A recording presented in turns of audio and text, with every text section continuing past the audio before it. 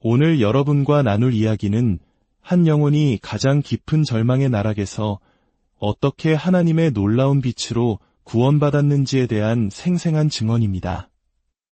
이 이야기는 단순히 한 개인의 경험을 넘어 우리 각자의 삶 속에 숨겨진 영적 전쟁과 하나님의 개입, 그리고 인간의 계획을 뛰어넘는 그분의 일하심을 보여줍니다.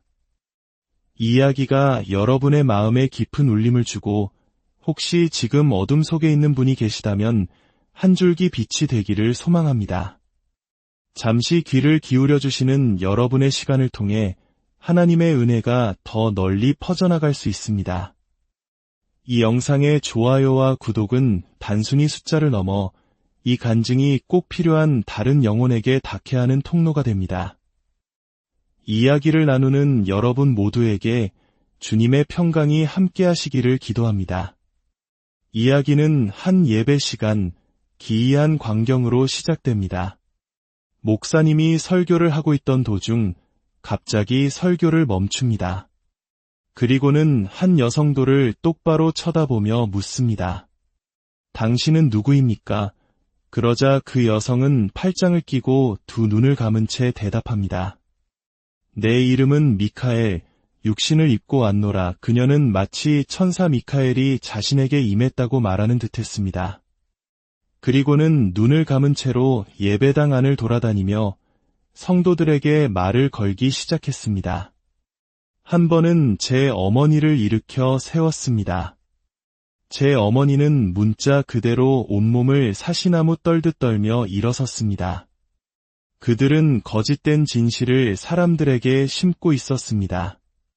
그 자칭 천사라는 존재는 우리 교회에 죄가 가득하며 그 숨겨진 죄를 찾아내야 한다고 말했습니다. 그리고는 우리에게 거대한 알약을 먹게 했습니다. 그 약을 먹은 뒤에는 화장실 칸에 그 여성이 함께 들어와 소변 보는 것을 지켜보게 했습니다. 소변의 색깔을 보고 죄가 있는지 없는지를 판단하겠다는 것이었습니다. 이곳이 바로 제가 어린 시절 다녔던 교회였습니다. 저는 그땐 몰랐습니다. 이것이 얼마나 이상하고 잘못된 일인지 세상 어느 교회도 이런 짓을 하지 않는다는 것을요. 그곳의 모든 아이들은 10대 후반이 될 때까지 밤에 오줌을 쌌습니다. 저는 20살이 넘어서까지 엄지손가락을 빨았습니다. 무언가 단단히 잘못되어 있었던 겁니다. 시간이 흘러 1996년 크래프트라는 영화가 개봉했습니다. 친구 집에서 그 영화를 본 기억이 납니다. 영화 속에서 소녀들은 바늘과 잉크로 스스로에게 타투를 새겼습니다. 저와 제 친구들도 그걸 따라 하기로 했죠. 저는 그것이 악한 영적인 존재들이 제 삶에 들어오는 또 다른 문을 열어준 계기였다고 믿습니다. 그 시점부터 저는 주문을 외우고 주술을 행하기 시작했습니다. 결국 저는 헤로인에 중독되었고 어느 날엔가 약에 취해 2층 건물 지붕에서 뛰어내리기도 했습니다. 그러던 어느 날 한 여성이 제 머리 위에 성경을 얹고 기도하기 시작했습니다.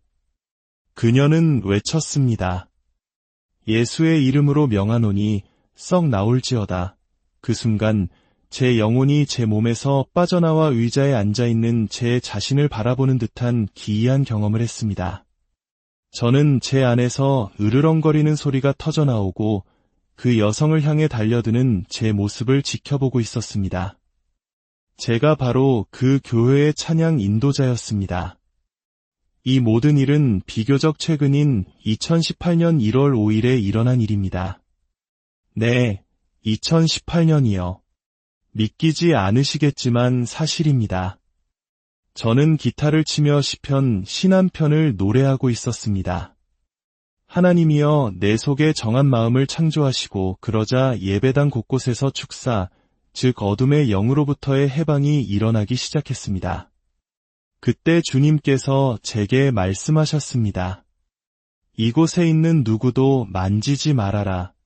너희의 구원이 사람의 손에 달린 것으로 여기게 하지 않으리라. 주님은 계속해서 말씀하셨습니다. 비켜서라. 뒤로 물러나라. 너의 자리를 비워라. 순식간에 강단 아픈 기도하는 사람들로 가득 찼습니다. 주님께서 말씀하셨습니다. 그들은 너무나 오랫동안 너의 얼굴을 보며 방향을 구하는 데 익숙해져 있다. 이제 헌금도 걷지 말고 광고도 하지 말아라. 내가 허락하기 전에는 그 어떤 것도 행하지 말아라. 내가 너에게 말하기 전까지 이 움직임 속에서 너는 아무것도 할 수 없다. 비켜서라. 잠잠하라. 너희가 지금까지 교회라고 알고 행해왔던 모든 것들을 내려놓지 않는다면 너희는 예배는 드릴지언정 나를 놓치게 될 것이다. 세상에 예배의 흐름을 끊고 광고 시간을 갖는 교회들이 얼마나 많습니까? 광고가 필요하다면 교회 웹사이트를 확인하면 될 일입니다. 우리가 우리의 손을 내려놓고 주님, 뜻대로 하옵소서라고 항복했을 때 바로 그때 진정한 치유가 시작되었습니다. 주님, 다른 누가 이 메시지를 듣지 못한다 해도 저는 받겠습니다. 아버지, 감사합니다. 이것은 단순한 이야기가 아닙니다. 이것은 하나님의 구원 사역입니다. 하나님께서는 교회 건물 안에서뿐만 아니라 이야기를 듣는 바로 이곳에서도 동일하게, 아니 어쩌면 더 많은 영혼을 구원하실 것입니다.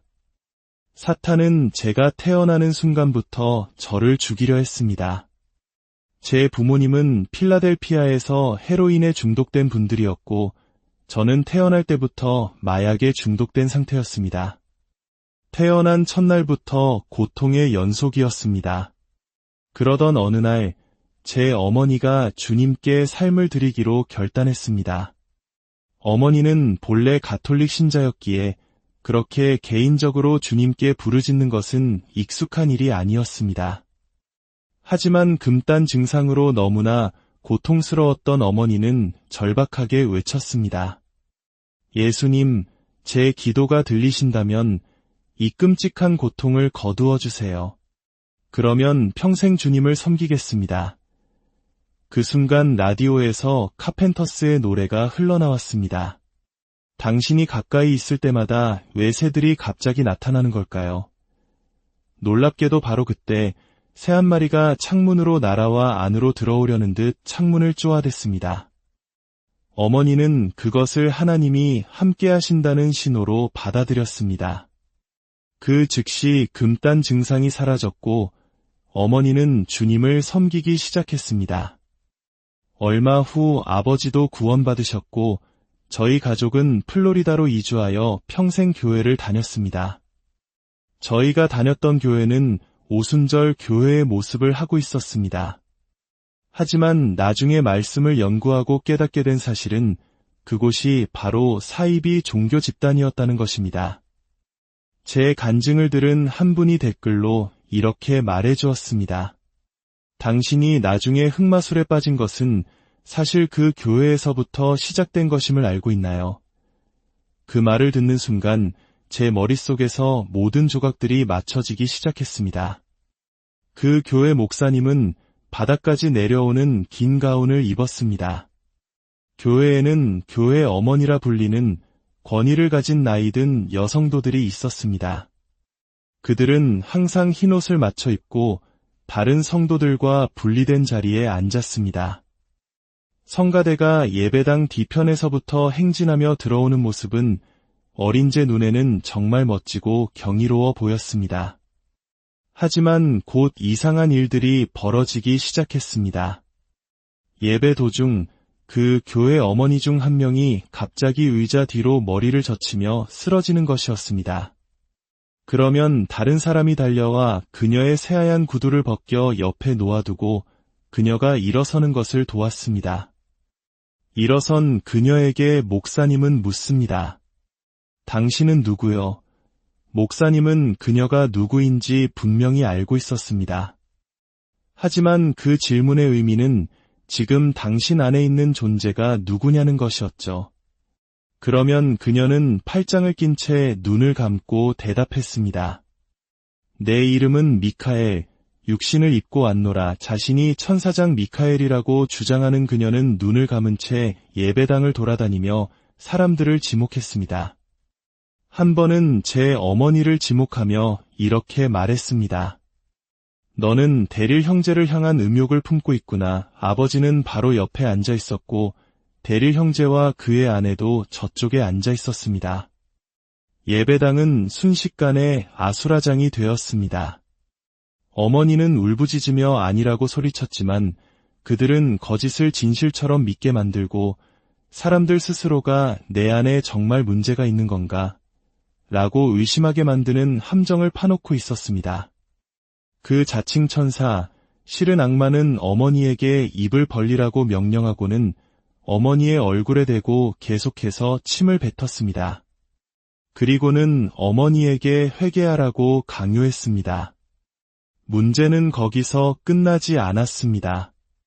집에 돌아가면 아버지는 어머니를 무자비하게 폭행했습니다. 다음 주일이 되면 어머니의 얼굴은 알아볼 수 없을 정도로 망가져 있었습니다. 대릴 형제 역시 수치를 당했고 그의 아내는 교회를 떠났습니다. 간음과 온갖 종류의 죄악이 들끓었습니다. 한 번은 우리 모두에게 숨겨진 죄를 찾아내야 한다며 거대한 알약을 먹였습니다. 어린 저를 포함한 7남매 모두가 그 약을 먹고 교회 여성도들이 지켜보는 앞에서 소변을 봐야 했습니다. 그들은 소변 색깔을 보고 죄가 있는지 없는지를 판단했습니다. 또 한 번은 우리 모두에게 성전 바닥에 몇 시간이고 얼굴을 대고 엎드려 있으라고 했습니다. 움직이는 것은 허락되지 않았습니다. 어린 저는 이것이 얼마나 기괴한 일인지 알지 못했습니다. 그저 부모님이 데려가는 곳이고 목사님과 지도자들이 시키는 일이니 따라야 한다고 생각했습니다. 성경을 읽을 능력도 외부에서 그것이 잘못되었다고 말해주는 사람도 없었습니다. 결국 그 교회의 목사님은 피아노 반주자와 눈이 맞아 도망쳤고 교회는 문을 닫았습니다. 그들은 아버지가 어머니를 반죽음 상태로 만드는 것을 알면서도 방관했습니다. 크리스마스 날 아버지가 어머니의 머리채를 잡고 복도를 끌고 다닐 때 우리 아이들은 그저 어머니를 부르며 아버지를 말리려다 케이블 선으로 등이 찢어지도록 맞아야 했습니다. 사탄은 이 모든 경험을 통해 제가 훗날 다른 신들과 여신들을 제 안에 받아들이도록 교묘하게 길을 닦아놓고 있었던 것입니다. 고등학생이 되었을 때 저는 극심한 우울증에 시달렸습니다. 저는 가족의 이방인처럼 느껴졌습니다. 록 음악을 듣는 저에게 어머니는 그런 음악 들으면 마약하게 된다며 CD를 부숴버렸습니다. 차라리 내가 없는 게 가족에게 더 낫겠다는 생각이 들었고 그냥 죽어버려 라는 환청이 계속해서 들렸습니다. 집에는 먹을 것이 없어 학교 급식 시간이 가장 행복했습니다. 배고픔을 달래기 위해 이웃집 담을 넘어 오렌지를 훔쳐 저녁으로 먹기도 했습니다. 밤이 되면 방 안에서 어두운 형체들이 저를 지켜보는 것을 느꼈고 두려움에 침대 밖으로 나가지 못해 이불에 소변을 보곤 했습니다. 학교에서는 백반증으로 생긴 하얀 반점 때문에 얼룩이, 못난이라고 놀림을 당했습니다. 그러던 어느 날 1996년에 개봉한 크래프트라는 흑마술 영화를 보게 되었습니다. 영화 속 소녀들이 마법과 주문으로 힘을 얻는 모습에 매료되었습니다. 저 역시 그들처럼 위카가 되고 싶었습니다. 위카는 자연을 숭배하는 주술의 한 형태로 악해 보이지 않았습니다. 학대와 조종, 통제로 가득했던 교회에서의 경험 때문에 저는 하나님이 정말 살아계신다면 왜 우리에게 이런 일이 일어나도록 내버려 두셨을까? 라고 생각하며 하나님을 등졌습니다. 그리고 사탄이 파놓은 함정에 스스로 걸어 들어갔습니다. 저는 집을 나와 거리에서 생활했고 엑스터시와 같은 마약에 손을 댔습니다. 결국 학교를 그만두고 노숙자 신세가 되었습니다. 그러다 마약과 파티에 미쳐있는 한 무리의 어른들과 어울리게 되었고 도서관에서 주술에 관한 책들을 찾아보며 본격적으로 주문을 외우기 시작했습니다. 헤로인에 중독되었고 금단 증상의 고통을 이기지 못해 2층 건물에서 뛰어내리기도 했습니다. 결국 메사돈 클리닉을 다니며 치료를 시도했지만 파티에서 다시 마약에 손을 대고 말았습니다. 그곳에서 필로폰 판매상이었던 지금의 남편을 만났고 저 역시 필로폰에 깊이 중독되었습니다. 남편과 저는 마약값을 받기 위해 사람들을 납치하고 트렁크에 가두는 등 끔찍한 범죄를 저질렀습니다. 그러다 딸을 임신하게 되었습니다. 마약을 끊어야겠다고 다짐했지만 중독은 제 의지를 비웃었습니다. 며칠 동안 씻지도 먹지도 마시지도 못한 채 저는 절망 속에서 하나님께 부르짖었습니다. 하나님, 제발 저 좀 도와주세요. 그 기도는 제가 예상치 못한 방식으로 응답되었습니다. 얼마 후 저희가 머물던 호텔 방문을 경찰이 부수고 들이닥쳤습니다. 남편은 마약을 삼키려다 경찰에게 제압당했고 저는 임신한 몸으로 총구 앞에 서게 되었습니다. 그 순간 저는 모든 것을 내려놓았습니다. 경찰차에 탄 제게 한 여성 경찰관이 말했습니다. 아가씨, 당신이 누군지는 모르겠지만 당신의 삶에는 위대한 무언가가 있어요. 당신은 정말 선하고 좋은 일을 하도록 부름받은 사람이에요. 이 사람들에게서 벗어나야 해요. 저는 예수님께서 구원해 주신 동굴에 살던 광인의 모습을 떠올렸습니다. 그는 스스로 몸을 해치고 소리 지르며 누구도 제어할 수 없는 미친 상태였습니다. 그러나 예수님을 만나자 온전한 정신을 되찾았습니다. 저는 감옥으로 갔고 그곳에서 몇 달을 보낸 후 진통이 시작되어 병원으로 옮겨졌습니다. 저는 판사에게 애원했습니다. 저를 다시 거리로 돌려보내지 마세요. 저는 또 마약을 하게 될 겁니다. 제발 재활원에 보내주세요. 하나님께서는 길을 열어주셨고 저는 출산 후 딸과 함께 1년간 재활원에서 지내게 되었습니다. 저는 사실 감옥에서 주님께 제 삶을 드렸습니다. 감옥 안의 예배에 참석하며 눈물로 기도했습니다. 하나님, 저를 변화시켜 주세요. 저를 도와주세요. 어린 시절 어머니께서 힘들 땐 언제든 예수님의 이름을 부르라고 하셨던 말씀이 떠올랐습니다. 저는 그저 예수님의 이름을 부르고 또 불렀습니다. 재활원을 나온 후 저는 한 교회에 나가기 시작했습니다. 그곳에서 제 노래를 들은 사람들은 제가 예배팀의 일원이 되어주길 원했습니다. 하지만 그것은 그 교회가 저지른 가장 큰 실수였습니다. 그들은 제 재능만 보았을 뿐 제 안의 상처와 어둠은 보지 못했습니다. 저는 예수님을 마음에 영접했지만 여전히 미움과 반항심으로 가득 차 있었습니다. 저는 아직 온전히 자유롭지 못했던 것입니다.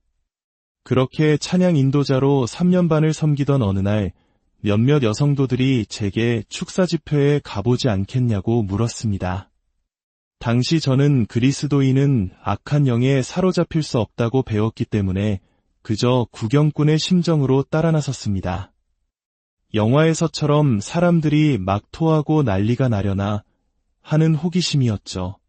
집회 장소에 가니 한 남성이 요가를 묵노라, 쿵푸를 묵노라 하며 온갖 것들을 묵는 기도를 하고 있었습니다. 이 사람 제정신이 아니구나 생각하며 자리를 뜨고 싶었지만 저를 데려온 사람들을 생각해 꾹 참고 앉아 있었습니다. 개인 기도 시간에 한 나이 든 여성이 제게 다가와 기도해 주겠다고 했습니다. 저는 마지못해 허락했습니다. 그녀는 제게 눈을 뜨고 자신을 보라고 했습니다.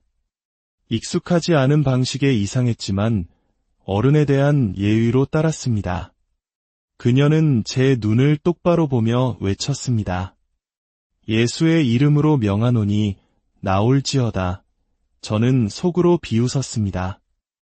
이 할머니가 내가 귀신 들렸다고 생각하나 보네. 참 딱하다.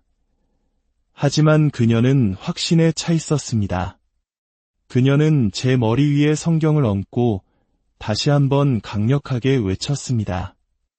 예수의 이름으로 명하노니 나오라. 그 순간 믿을 수 없는 일이 벌어졌습니다. 제 의식은 멀쩡한데 제 몸이 제멋대로 움직이기 시작했습니다. 제 안에서 으르렁거리는 소리가 터져나왔고 여러 개의 목소리가 뒤섞여 들렸습니다. 저는 그 여성을 향해 달려들었고 남자들이 저를 붙잡아야 했습니다. 저는 10대 시절의 자해 상처를 손톱으로 다시 뜯어내고 있었습니다.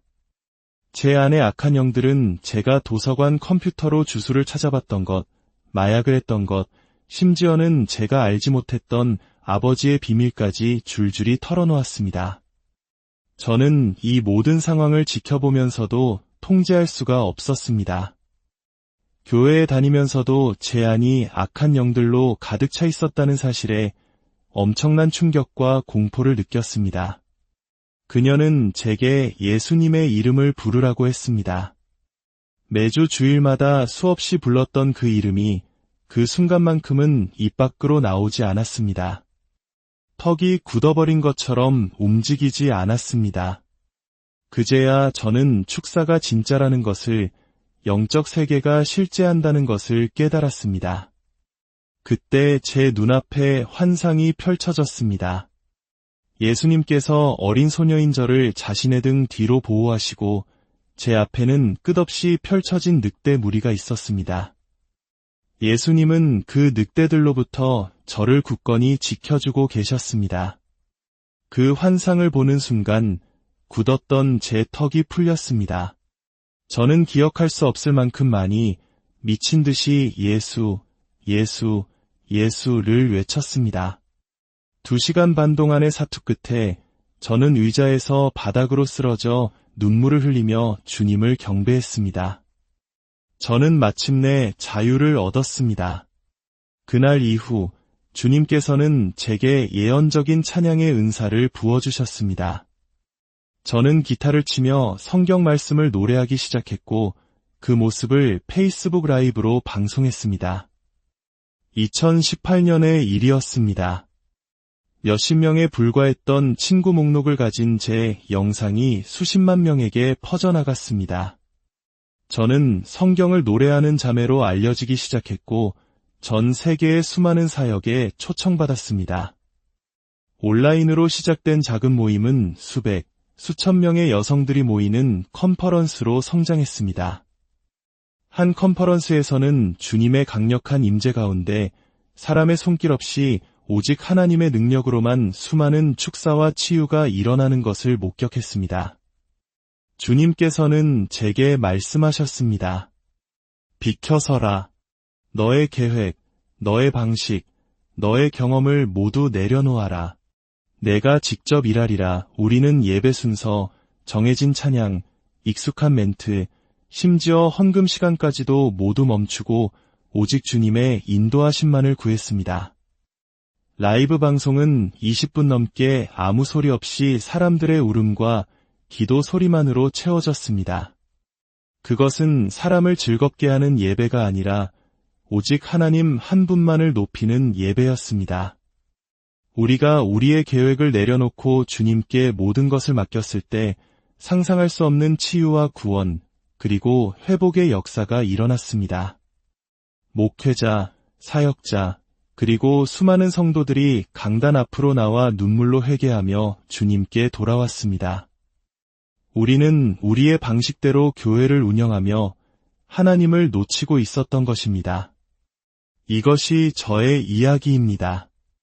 가장 어두운 곳에서 저를 건져내시고 깨어진 삶을 사용하여 당신의 영광을 드러내시는 하나님의 이야기입니다. 이 간증을 듣는 모든 분들에게 주님의 동일한 은혜와 구원의 역사가 임하기를 간절히 기도합니다. 여러분의 삶에도 인간의 생각을 뛰어넘는 하나님의 놀라운 계획이 있음을 믿으십시오. 모든 영광을 하나님